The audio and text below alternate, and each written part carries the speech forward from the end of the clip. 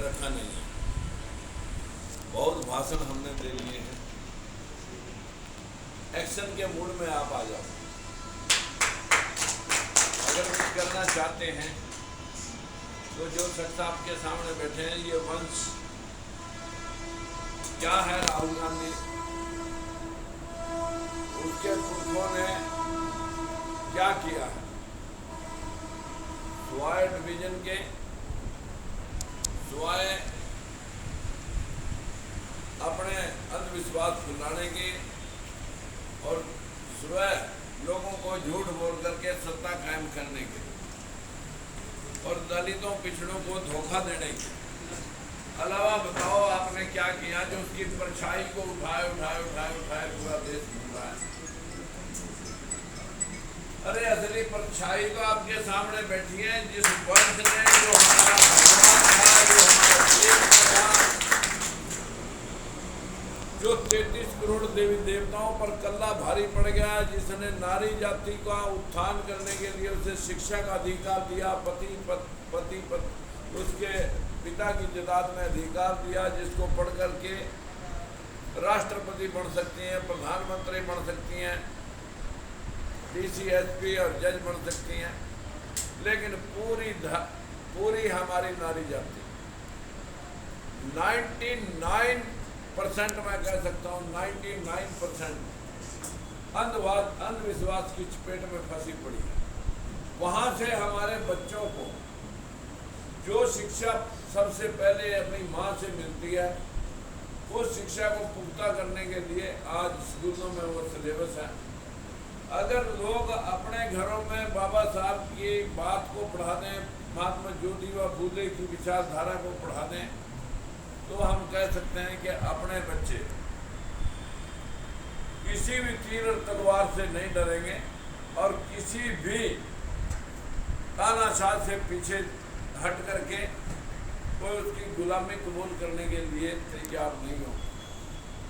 ऐसे वंश का आगे बढ़ोतरी होनी चाहिए थी, वो नहीं हुई। मंच पे विराजमान विनोद तेजियान जी, खेमचंद कोहली जी, राजेश पंचाल, हमारी पार्टी के प्रदेश अध्यक्ष जेम्स रायन जी, ये भी पार्टी के लिए भी काम कर रहे हैं और मिशन के लिए भी काम कर रहे हैं। ये हमारे मीडिया एडवाइजर भी हैं। और इस सभा के प्रधान भाई सूरजभान जी। मित्रों, मैं कुछ आज आपके सामने ज़्यादा विशेष इसलिए नहीं कहूँगा क्योंकि आपके सामने आज बाबा साहब बैठे। मैं 4 दिन पहले परसों आपको जो कुछ कह के गया था, मुझे नहीं लगता आप में से एक आदमी भी मेरे बुलावे पे क्या थक गया हो। क्या भाषण दूँ आपको? मैंने हाथ जोड़ करके लगभग आधा घंटा आपसे प्रार्थना की थी। कोई गया हो तो हाथ उठाते। आप तो हमारे साथ ही थे। वो जो यहाँ से गए हैं, कौन कौन गए थे भाई? यहाँ से ये 2 आदमी गए। मैं आपको सलूट करता हूँ। मित्रों, अगर हम किसी का कहना ही नहीं मानेंगे, तेजियान जी ये बात कर रहे थे, जब हम किसी को पछाड़ना ही नहीं चाहते, क्या नहीं हम आपको मतलब जन भाषण भेदभाव के खिलाफ बंसीलाल से लड़े, सत्ता गंवाई, मंत्री पद खोया, उसको हटा करके ओम प्रकाश चौटाला बनाया। 3200 मास्टरों की भर्ती के अंदर 70% मेरिट SC और BC की थी। देखा, अरे तो सारे अगले पिछड़े ही हमारे सिर पर बैठ जाएंगे। वो लिस्ट फाड़ी। उसने तो क्या शब्द कहे थे वो तो मैं दोहरा नहीं रहा, लेकिन नई लिस्ट बना करके उस अफसर को दिया हवालात में। और जब हमने उसका विरोध किया, जिन बच्चों ने टेस्ट भी ना दे रखे थे, उन बच्चों को ड्यूटी पे चढ़ा दिया, उनको ज्वाइन करा दिया। जब हमने विरोध किया कि ये तो बड़ी दादागिरी है, भेदभाव है, जो लड़के टेस्ट में पास थे उनको तो काल तक नहीं गई। अब हकीकत में जो है 10 साल की सजा काट करके तब आए जब हमने उसका पीछा किया, लेकिन 4 मुकदमे उसके हमने भुगते। अब आ जाती है बीजेपी, उसमें मैं सांसद था। सांसद होने का मकसद ये थोड़ी है कि मैं वहां पेट पालने के लिए गया था। अगर पेट ही पालना है तो अपना धंधा है, 5-10 हजार बच्चे काम धंधे के साथ डायरेक्ट इनडायरेक्ट काम पे हैं, फिर क्या जरूरत है सर में माटी पाने की। साथियों, अगर आपकी दुआओं से कुछ साधन मिले, किसी को इल्म मिला, किसी को पारिवारिक समर्थन मिला और किसी को हौसला जनता ने दिया और अपने विवेक का इस्तेमाल किया, 26 साल में ये कपड़ा गीला ही रहा अंदर से बनैन कभी सूखी ही नहीं। क्यों नहीं सूखी?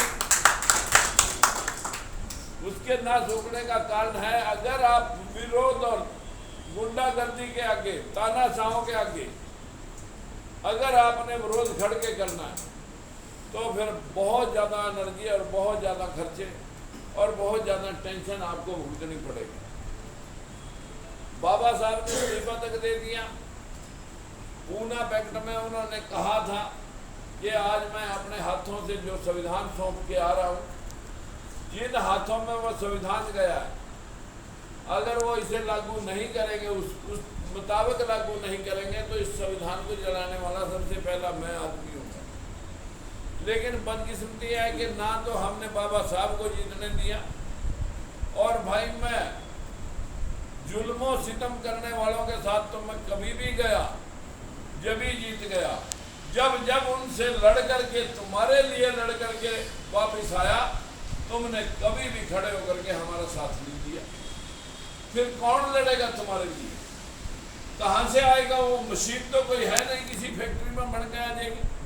किसी का जज्बात होगा, किसी की भावनाएं होगी, किसी का मन होगा कि मैं उस समाज के लिए काम करूं जिस समाज का एक भी व्यक्ति वाली वर्ष बन करके इनके लिए, इनके हक अदायगी के लिए नहीं लड़ता। तो मित्रों, मैं तो सिर्फ आज आपसे शिकायत करने के लिए आया। मेरा मन ये था कि मैं, बाबा साहब जा रहे हैं वहाँ, जो बोलेंगे उसका अंश जा रहा है, मेरे लिए वही बहुत सफिशिएंट है। लेकिन भाई राजेश आर्य जी कहने लगे कि नहीं आना है। मैं आपको फिर एक बार प्रार्थना करता हूँ, ये लड़ाई मेरी नहीं है, कहीं आप भूल कर रहे होंगे, ये लड़ाई तुम्हारी है। बस मैं एक जर्रा हूँ, कोशिश कर रहा हूँ आपको राह दिखाने की। नमस्कार।